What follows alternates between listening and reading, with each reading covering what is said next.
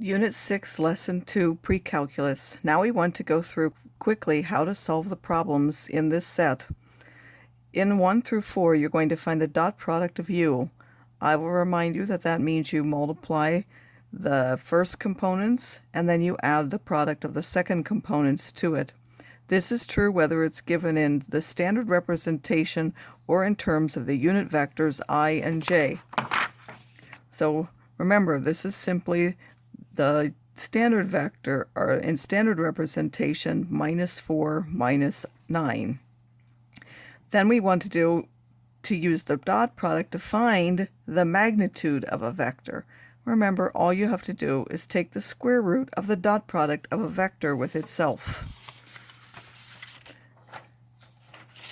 The second set of questions, we want to find the angle between them. Remember, to find the angle between them, you need to do 4 things. You need to find the dot product of the vectors u and v together. You need to find the magnitude of each one. And then to find the angle, you're going to take the cosine inverse of the dot product divided by the magnitude of each one. This should be an angle between 0 and 180.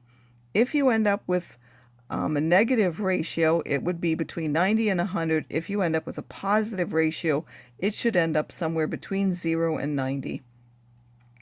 In numbers 11 and 12, just keep in mind that the vectors are given in a picture so that you can picture what the angle between them is. Other than that, it's just like the ones 7 through 10. In number 13, you want to prove that 2 vectors are orthogonal. What do you need to do? You simply need to show that the dot product is what number. Think about what number you need to show it to in order to show that they're orthogonal. In 14 through 17, you want to decide if they're parallel, and I would like you to tell me which direction, orthogonal or neither. Remember that they are parallel in the same direction if the angle between them would be, if the ratio would be 1, meaning the cosine inverse is 0. They would be parallel in opposite directions if the ratio that you need is -1, meaning the angle between them is 180. Orthogonal if the dot product is 0, or neither if you don't have either one of those cases. Remember that treating this in IJ form is just like looking at the forms in standard representation. In the last 3, you are going to find the projection of one vector onto another.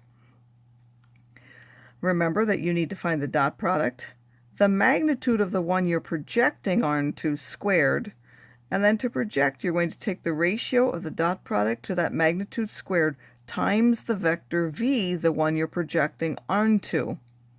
To find the 2 orthogonal vectors, you're going to take u and subtract the projection to find the second component. Double check that u plus v give you the u1 and u2 give you u, and that their dot product is 0. Then you'll be sure that you've done the right work. In the last question, it is another example of how projections can be used for forces.